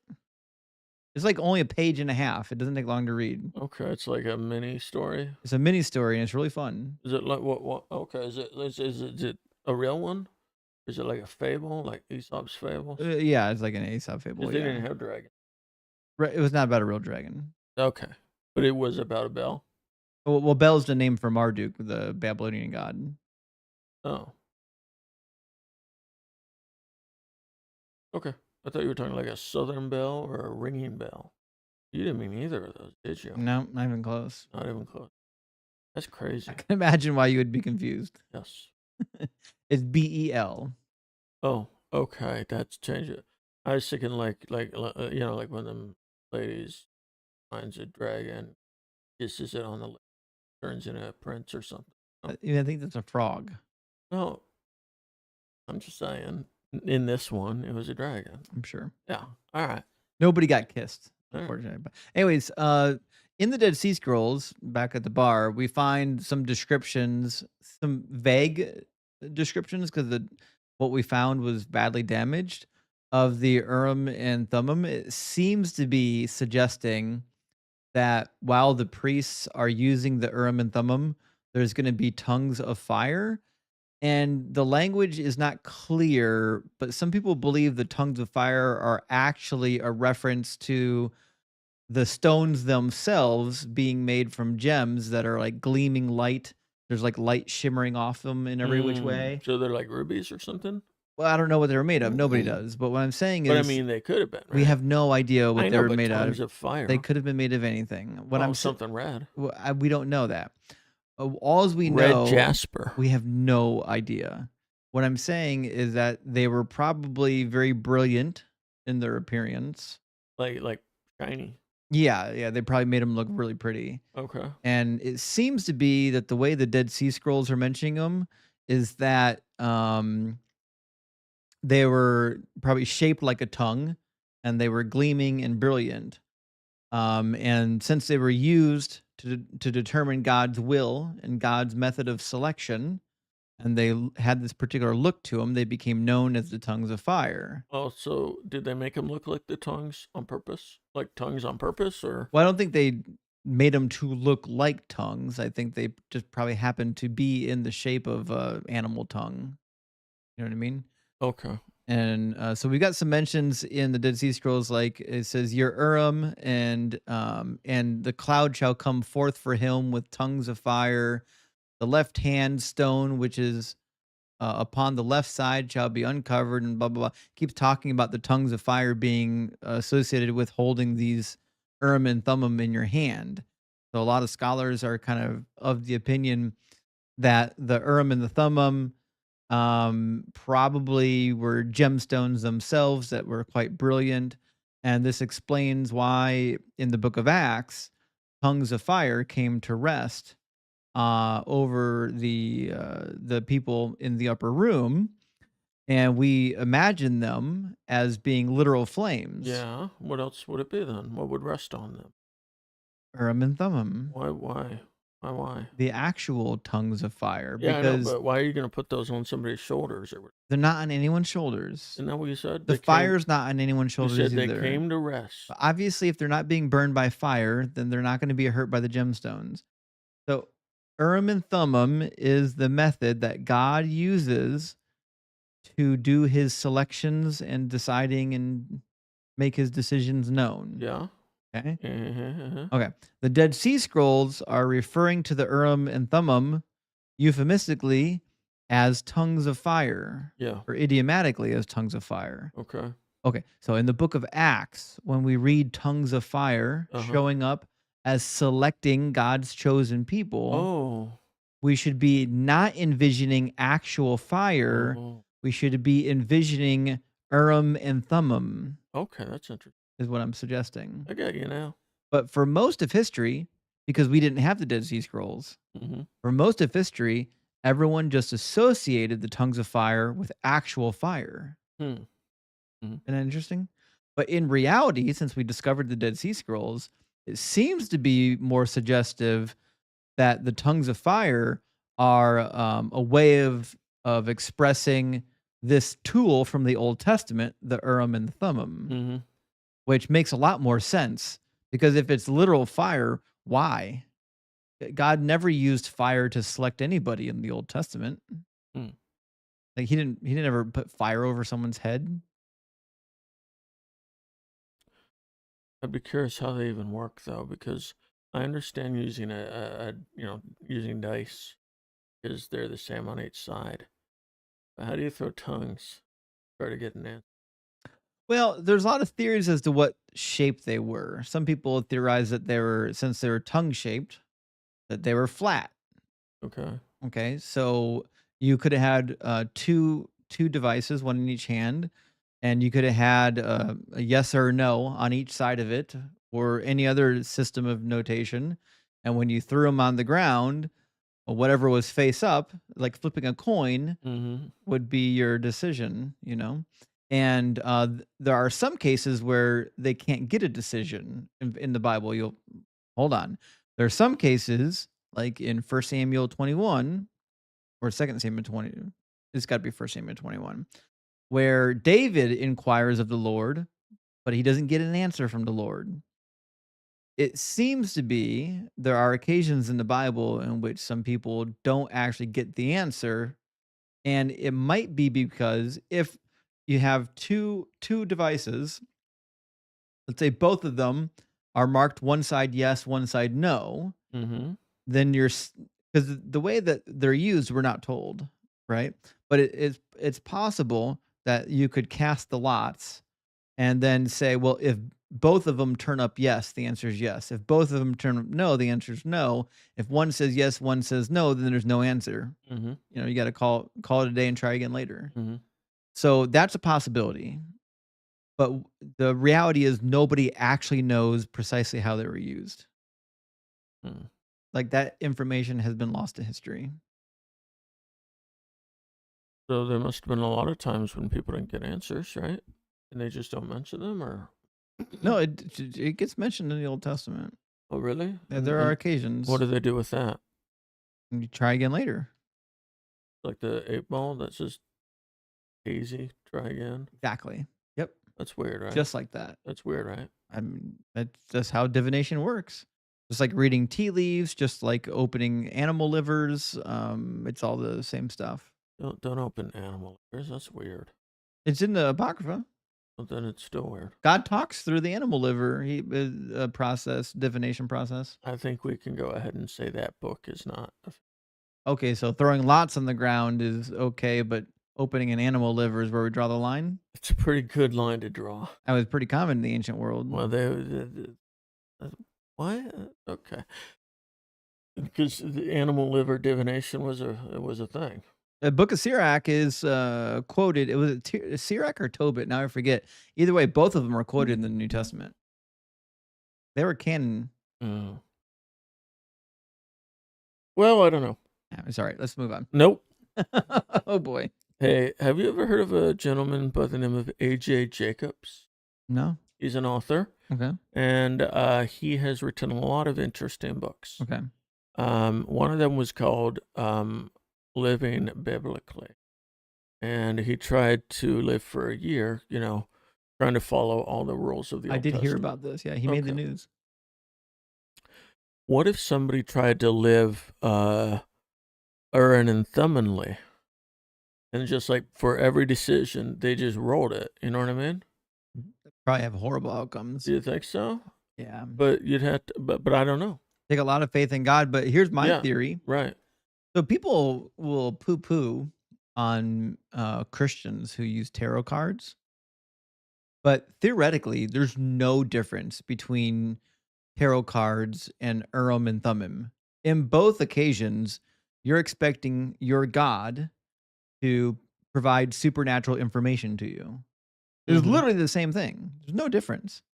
So obviously I understand if you're a Christian and you think other gods are controlling the tarot cards, then you've got a problem. Mm-hmm. But like if you're a Christian and you're just like, hey, I think God can talk to me through tarot cards. Right. I don't think you're doing anything wrong, are you? I mean, I guess not. There's no sin against it. I mean, Hmm. no law against it. There's a law against straight up divination, but Well, I think the divination that the Bible's referring to seems to be talking to dead spirits, okay. right? Because there was an idea that dead spirits were a source of information. But if you don't believe in the dead spirits talking to you, if you think, Yahweh will actually talk to me or Jesus will talk to me using the tarot cards or hell, even a Ouija board, I can't see anything wrong with that. I think the argument would be that, like demons or evil spirits may, make you think that this is from God, but it actually isn't. Well, couldn't they do that with the Urim and Thummim? Yes. I don't see the difference. Yeah, but that's what they'd say. Oh, I know, I know what they'd say. I just don't think it makes any sense. It's like I had a professor of missions when I was in Bible college that literally believed like if you were doing yoga, like the traditional yoga, and you're doing all those ancient poses and things like Mm-hmm. that, he thought you could get possessed by like Indian demons. I'm Oh, just like, yeah. oh God, Yeah. don't. That's crazy. I heard of stuff like that. Yeah, I think that's kind of if you don't believe in yoga demons, you shouldn't believe in tarot demons. Also, I mean, if you have these cards and you're trying to get information from God, I like to think that God would be able to overpower like a demon. Obviously, You know what I mean? or he doesn't want you to have the information. Yeah. Right, I agree. We agree there. Yeah. That's interesting. Let's read 31 through 35. All right. You shall make the robe. Oh, now we're back to this boring stuff again. All right. Yeah, because that other stuff, that was neat. Yeah. All right. You shall make the robe of the ephod olive violet. There shall be an opening at its top in the middle of it. Around its opening there shall be a binding of woven work, like the opening of a coat of mail, so that it will not be torn. You shall make on its hem pomegranates of violet, purple, and scarlet material, all around on its hem, and bells of gold between them all around, a golden bell and a pomegranate, a golden bell and a pomegranate, all around on the hem of the robe. It shall be on Aaron when he ministers, and its sound shall be heard when he enters and leaves the holy place before the Lord, so that he won't die. So that he won't die. It better be a big flippin' bell if it's to prevent God from getting frightened and accidentally smiting Aaron, Well, right? the ancient tradition is that the bell is used so if it stops ringing or you can't hear it, uh, the way the tradition is told is that there was a rope tied to you while you were in the Holy of Holies. Now, Oh, this rope isn't necessarily described here. okay. This is just a tradition, okay? Sure. So as tradition says, there was a rope tied to the priest. And if you were outside of the Holy of Holies and the priest was inside of the Holy of Holies doing his thing and you stopped hearing the bells, then it's possible that he was struck down by the Lord for doing something improper. And then you can pull on the rope, Hmm. get him out of the Holy of Holies, and try to save his life. So that's the ancient tradition. That's the traditional explanation of the bell. Now, I like my answer better, but go ahead. it's presumed that you don't need a bell as a warning for God entering the room. Okay. Like God doesn't need a warning that you're entering the Holy of Holies Yeah. unless you take Genesis and Exodus seriously, Well, yeah. where God isn't all the omni properties. He doesn't know all things. He can't see through curtains necessarily. Hmm. It is possible that when the presence of God is in the Holy of Holies, that the way this was originally envisioned, the bell was for God to know. Hmm. And we read in Deuteronomy 13 and elsewhere where God says that he tested the Israelites in the wilderness to know whether or not they would follow his commands. Mm-hmm. Implies there are things God can't know or doesn't know until it happens. Well, I assume that he was testing them himself, but anyhow. Well, he says that he tested them to know whether they would follow the commandments. Yeah, whether they would know. No, no, no, no. He tested them to know. I know, but I'm telling you what it actually meant Why would they need to know? because it shapes their character. But you don't need to test them That's not really a for them test. to know. What do they gain from knowing that they're going to follow the commandments? But what if they don't? It's just like in Genesis 22 or Genesis 18. Yeah, Genesis 22 verse 12, I think. When God calls out to Abraham, it says, "Now I know that that you will obey me and not withhold even your only But in son." reality, it's now that what was his name? Moses? That doesn't sound right. Abraham? Yeah, whatever. But in reality, Abraham would be saying that. No, God said it. I know, but in reality, Abraham would be like, now I know that. No, You know, but God said it. I know, but I Said, "Do think not lay your hand on the boy, for now I know." I know, but I think it's supposed to be taken as now Abraham knows. That's not what it says, though. Yeah, but I think that's how you're supposed to take it. Why wouldn't you just say, "Now you know"? I don't know. Has a human being ever expressed that statement saying, "Now I know," but I actually mean, "Now you know"? I don't know, but You're doing some backflips here now. no, that's how I always read it. That's how I always read it. That's ridiculous. He's not saying now I know because he already knew, but he's saying Right, now. yeah, the words can't mean what words actually mean. You have to superimpose your view of God onto the text. Weren't we gonna read one of these books here and then read between the lines here or whatever? Reading between the lines is different than superimposing your idea of God onto the text. Oh, is that right? Yeah. It's very different. I see how it is. I see how it is. We already saw this too in Genesis 18 when God says, "I need to go down and inspect Sodom and Gomorrah to see if the outcry against that has risen up to me is as great as what it is, and if not, then I will know." I mean, God says over and over again He needs to find things out. Like, Yeah, except why don't you just take His word for His word? I'm just gonna dismiss Genesis, so that helps me a lot. And Deuteronomy, Can I? Does that mean we don't have to do it? you can. You're gonna hate Deuteronomy. Can I dismiss Leviticus too? I mean, I don't think you should dismiss any of it. It's all part of the holy book. It's so I boring. mean, if you're just going to throw books out, how do you decide which books you want to keep? The ones that have like a storyline going through them. We're in the storyline right now. This is a storyline. Oh my. But anyways, that's the situation with the bells, is what I'm Uh-huh. saying. All right. Right. That's fine. So let me get this straight. He's in there. He's doing his thing. He does something blasphemous or whatever that God doesn't like, right? Mhm. And the people are like, let's pull him out because we don't want him to die. Well, see, that's the tradition. Because that would make no sense, right? But the way that the text reads, it says, this is going to happen. It says, sound shall be heard when he enters and leaves the holy place. So the bell needs to ring when he comes and when he goes. Okay.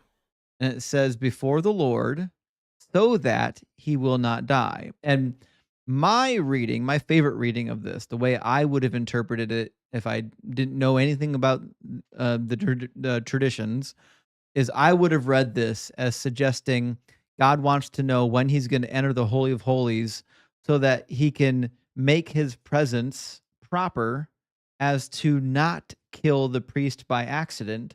Because remember what he said to Moses, no man can actually see my face and live.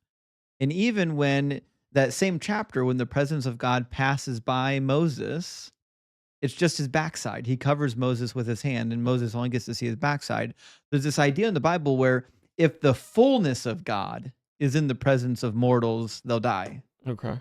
So it seems to be that what's actually happening here is the bell is a warning to God so that when he hears the bell, the fullness of his presence is not in the Holy of Holies. Only a part of his presence is in the Holy of Holies, and he doesn't accidentally kill the Israelites.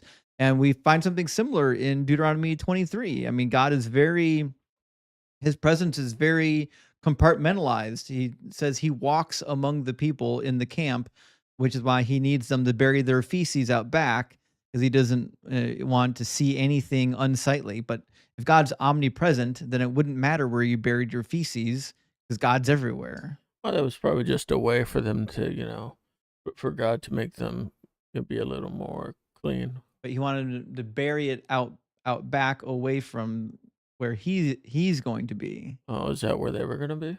Yeah. No, what? Well, no, were they burying it before?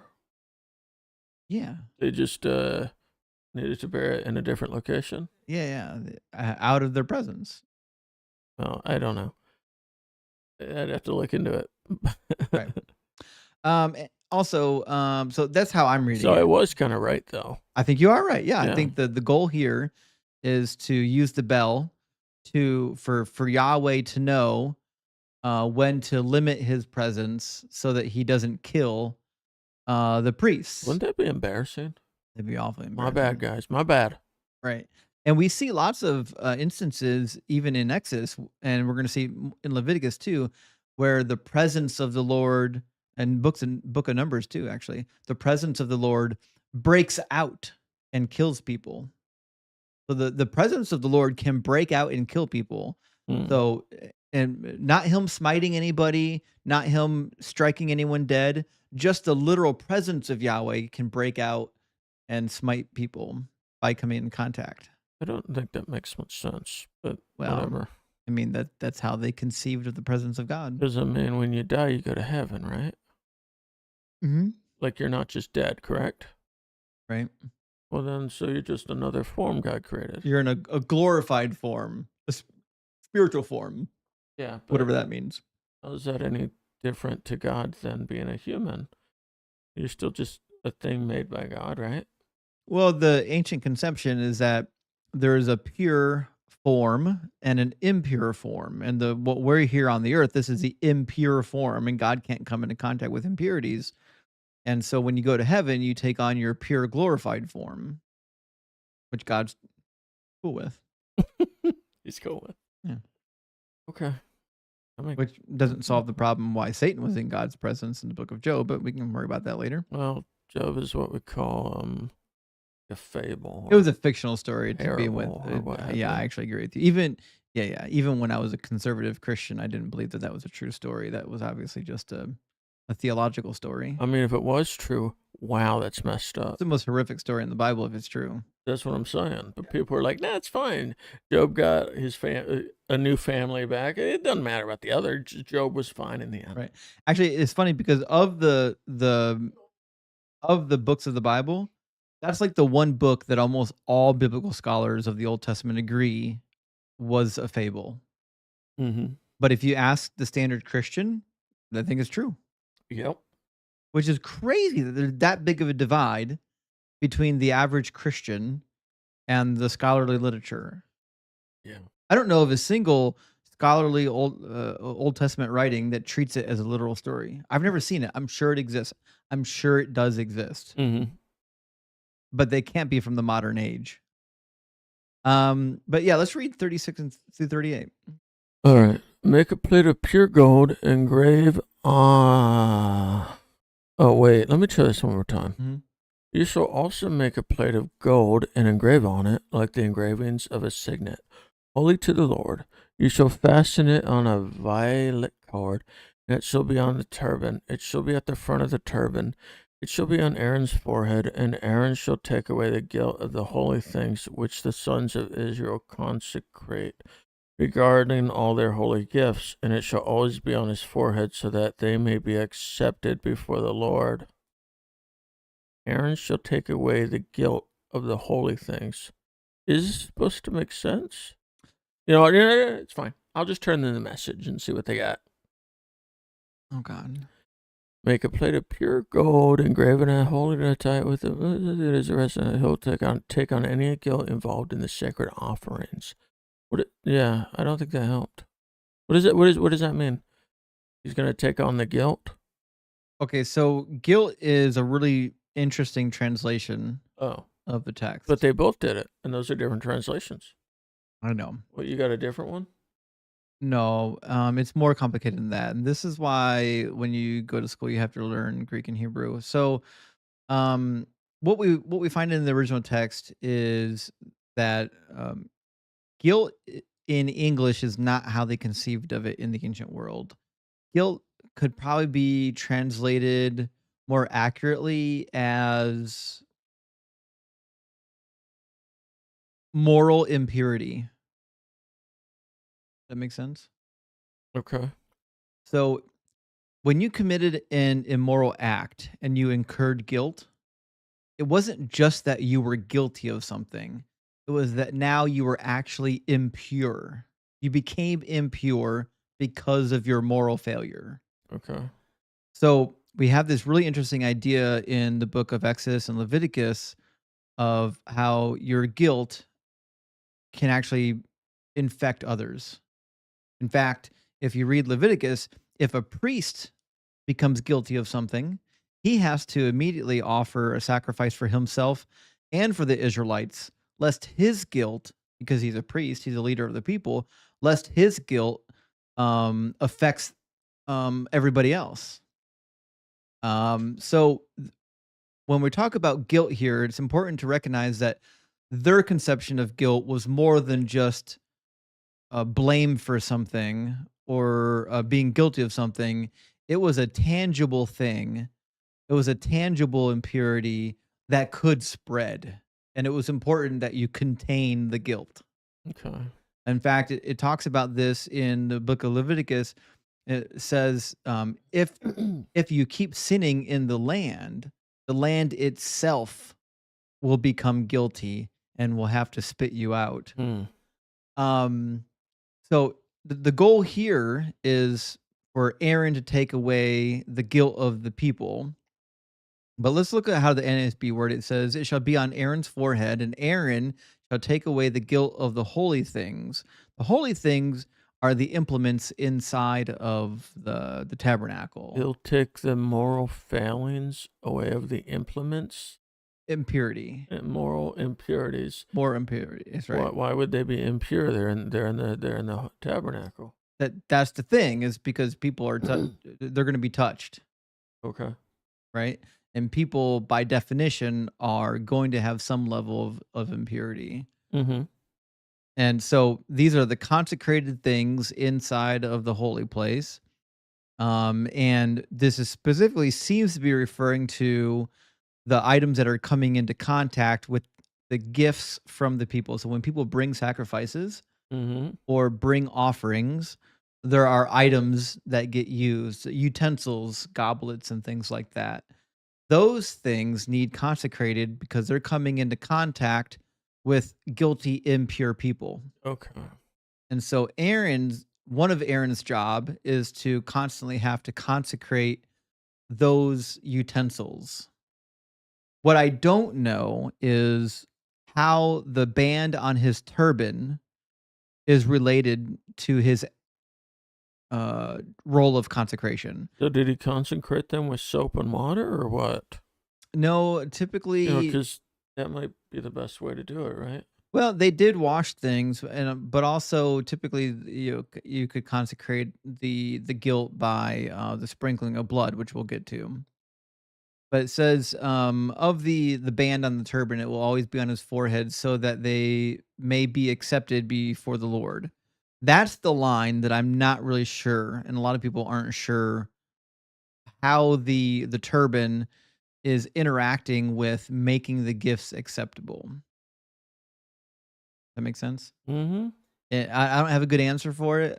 Maybe in my free time this week, I'll do some extra digging and see if I can find some better commentary on it. My guess is Jacob Milgrim probably wrote on this. I'll check the writings of Jacob Milgrim and see if he has a good explanation of this. But it's not entirely clear why the signet on the turban is so important for the consecration of the items. Mm-hmm. But the name on the signet, or the title on the signet, is really interesting. Holy to the Lord.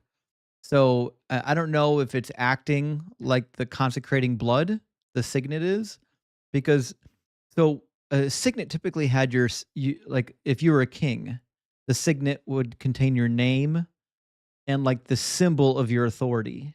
Okay. And then you would smush the signet ring into a piece of wax, and people would know that it carried your weight and your authority. Mm-hmm. The signet that is described here seems to be carrying the weight and the authority or the stamping of God, like the approval of God. Like if God gave you his own rubber stamp and said, you can use my rubber stamp to make official documents. Okay. Mm-hmm. It seems to me like the signet here is like the official rubber stamp of God, where Mm-hmm. you can use it to make things consecrated for him. But these are theoretical solutions to what the text is saying. Mm-hmm.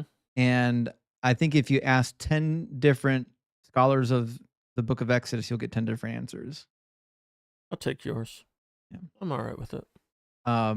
So but that's my interpretation of the text. So let's read 30 through 41 Let's or do it. 39 through 41. Let's do it. And then you shall weave the tunic of checkered work of fine linen, and shall make a turban of fine linen, and you shall make a sash the work of a weaver. For Aaron's sons you shall also make tunics, you shall also make sashes for them, and you shall make caps for them for glory and for beauty. Then you shall put them on Aaron your brother and on his sons with him, and you shall anoint them and ordain them and consecrate them so that they may serve me as priests. Very good. Sometimes I forget that this is supposed to be God speaking until it says me, like capitalized. Do you know what I mean? Hmm. So I don't know, because you really can forget about that, right? This is supposed to be all coming from God's mouth. Right. Yeah.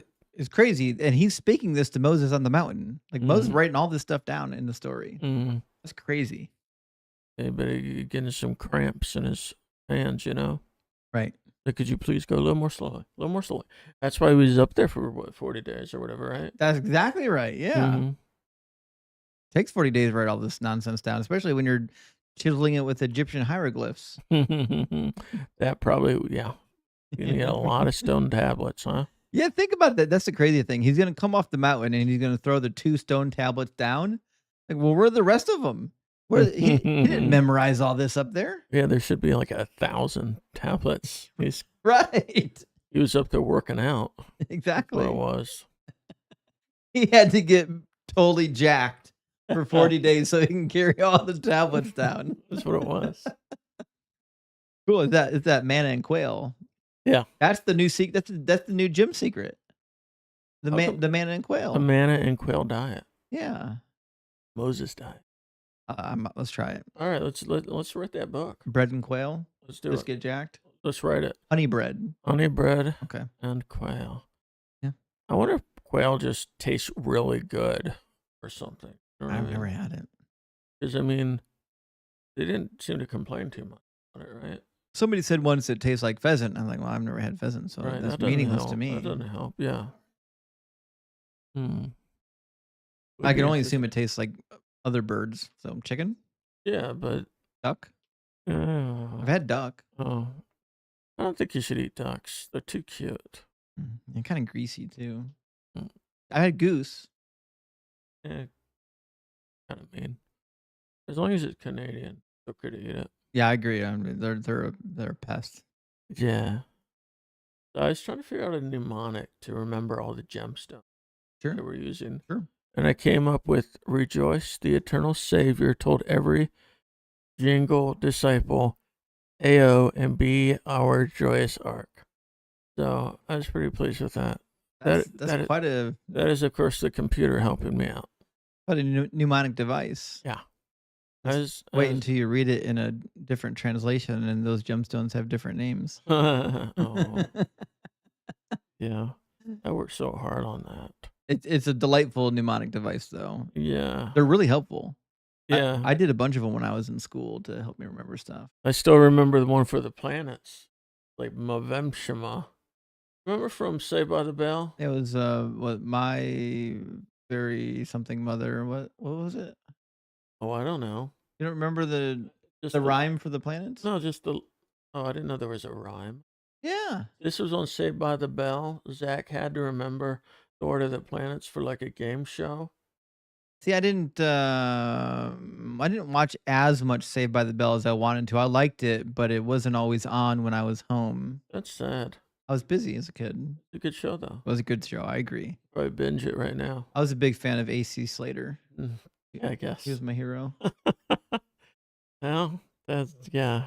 Well, I was into sports. I mean, what do you think? Yeah, You yeah. know, I was I wouldn't classify myself as a jock. I still loved learning, but like I was super competitive. Like I just loved sports, and it never went away. Even like outside of sports, like I was like even in school, I was competitive in school. It just I don't know. It's weird. This is how I was built. Yeah, I get that. I mean, like, I'm not that way, but I can get it Right. because I'm like the opposite. It's just a personality type, you know. Yeah, it's too bad I'm not. I think that makes you go farther in life, right? Yeah, I'd say so. Yeah, too bad For me. That's just bad for me. So Yes. 42 and 43. All right. All right, let's have it. You shall make for them linen undergarments to cover their bare flesh. Yeah, buddy. They shall reach from the waist even to the thighs, and they shall be on Aaron and on his sons when they enter the tent of meeting, or when they approach the altar to minister in the holy place, so that they do not incur moral impurity See, that's what I told you. and die. We're doing it. We're doing it. Mhm. It shall be a statute forever to him and his descendants after him. Well, there you go. I don't know what translation you're What? reading What did from I do wrong? because I've got the NASB pulled up Yeah, and what- it doesn't say moral impurity. What? I put it in there myself. Oh, you put that in there. I thought, yeah, I thought, I thought that was the NASB. what? No, that's what you told me it meant. And so I put it in there to be, like cheeky. Just now? Yeah, I read it. It's not in there. Oh, I wasn't reading your notes. I thought you were reading it directly. I was, but I switched it in my head. Oh, very good. Yeah, I'm very fast. I didn't know you did that. I just assumed. I was like, what else would I have done? Okay, so yeah, because if they incur moral guilt and they go into the holy place, well, they're going to get whacked. I get you what? know? Not going to be good. But listen to the moral guilt that's being referred to. Basically, God doesn't want to see the dingling. Uh-huh. He's the you know the Frank and the beans Uh-huh. does not want to be visible. Cover that thing up. Which is funny because theoretically, if God made them, Yeah. We've been over this, and there isn't an answer. I'm sorry. Just no answer. just saying, There's no answer. No answer. he didn't have a problem with No it answer. when they were naked in the No garden. answer. No answer. Actually brings up a good point. In the book of Genesis, it says that they were naked and not ashamed. Mm-hmm. Does that mean that before they ate from the fruit, it was okay to be naked? I would have assumed so. Then what changed? Well, they were aware of the fact that they were, Yeah, but why was it okay then, but not okay after because that? then they realized that something, I don't know. It's almost like it was wrong, but they didn't know it was wrong because they didn't have any knowledge of right and wrong. It kind of seems like what's being suggested. But if that's the case, right? Follow me. If that was the case, that it was shameful to be naked and they just didn't know any better because they were innocent, that means God created them purposely in the state that he wouldn't want them to be in. God put them in that state. Mm-hmm. Why wouldn't he just make them with clothes? How about that? Yeah, Isn't very it a interesting. weird thing to do? Oh, I mean, I didn't mean to bring that up. That was just I know. I don't have an answer. the topic I was don't have an answer for was you. interesting to me. So Right. I think it's interesting. It's like you can't just be wearing any old pair of underoos. You know what I mean? Got to be fine linen. Right. Imagine how better your life would be if you put fine linens on rather than the Walmart bottom shelf linens. Hey, nothing Feel wrong. like a with, brand new man. nothing wrong with Walmart. Get yourself some Linens. silk boxers. All right, we're done. You know what's funny though? Mhm. I didn't even know they wore undergarments back then. A lot of times they didn't, believe it or not. The bra was invented in the 1900s. Mhm.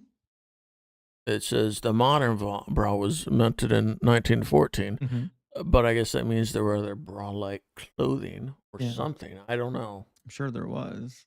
But I just, how many times have we talked about this? And like, they're just, like, when they were in Egypt, they were just slaving away naked, right? Yeah, quite often. Right. That's what I'm saying. So I'm just surprised that, all of a sudden now they don't just have clothing, we have the underclothing too. Or Yeah. did they have that back then and they just, I don't know. I think this makes sense. The what weird I'm thing saying. too is like, gravity really does a number on the memories Oh. as you age. And Uh-huh. Sarah gave birth at 99 or 100 or something like that. So they're down to her knees. I get it. So I just it makes you wonder, like, if was the body built differently? Did gravity, maybe they were smaller, so gravity wasn't a problem. I don't know. All I'm They were saying, smaller, so gravity wasn't a problem. that's a good solution. That's a smart one. Yeah. Yeah. Gravity wasn't as strong back then as it is now. The planet was smaller. I suspect gravity was There probably were the less same. people on the Earth, less gravity. Sure. That actually makes sense. Go with that. I'm gonna have to write a paper on that one too. That makes sense though, right? I mean, the people we don't have enough mass to affect gravity, but I don't. 8 billion people don't affect gravity. No, I don't believe you. it doesn't. I don't believe you. Well, you'd be wrong. I'm pretty sure I'm not. You are. No. Yep. If there were 8 billion people in like a ball and you put like a donut around it, it wouldn't orbit it. In order to affect gravity to the point where it's actually measurable and discernible, you need a lot of mass. That would be a lot of And mass. humans, compared to the mass of the Earth, is a drop in the bucket. 8 billion of them? It's like nothing. I mean, I don't know because I don't know the weight of the Earth and the weight of 8 billion humans. But Very if I, massy. But if it did, if I did, I would say, hey, you're wrong. Sure, yeah, I get that. Get that. Well, I think that's that's the whole chapter. I thought it was a fun chapter. I don't think you enjoyed it as much as I did, but Oh, I loved it. I didn't like the parts that were like boring. the repetition. Yeah. Yeah, I agree with you. Or the parts where they talked about like clothing or like what to put on it or how to make it. Everything else great. Right, yeah. As we've seen the last couple chapters, not the most riveting content, but certainly some fun stuff in there. Mm-hmm. You know what the only fun part is when we start talking about things that are not in there. I mean, the rabbit trails. It's hard not to go on rabbit trails. Especially when it's so boring, right? Well, especially when it's boring because Right. There's There's nothing else to talk about. It's like a distraction. The rabbit trail is a distraction from having to read it. Right, yes. I get that. Yeah. Kind of like drawing in class. Yes, it is, yeah. I get that. Yeah. Oh, well, we'll be back again in a week then. So, chapter 29. yeah, thanks for watching. 29 out We'll of be 40 or something. Yeah, we only have 3 more chapters till Moses breaks the tablets, and we get back to the story. yeah, everyone dies, and they're forced to drink. We'll talk about that later. Yeah, we don't want to spoil that. Yeah, we don't. I don't want to tell you ahead They of time. drink molten something. It's gonna be fun. It's gonna We're be a not good telling you time. what it is. We're gonna get to the sex, drugs, and rock and roll real soon. Mm-hmm. Yeah. Tell me. All right. Cheers. Bye, guys.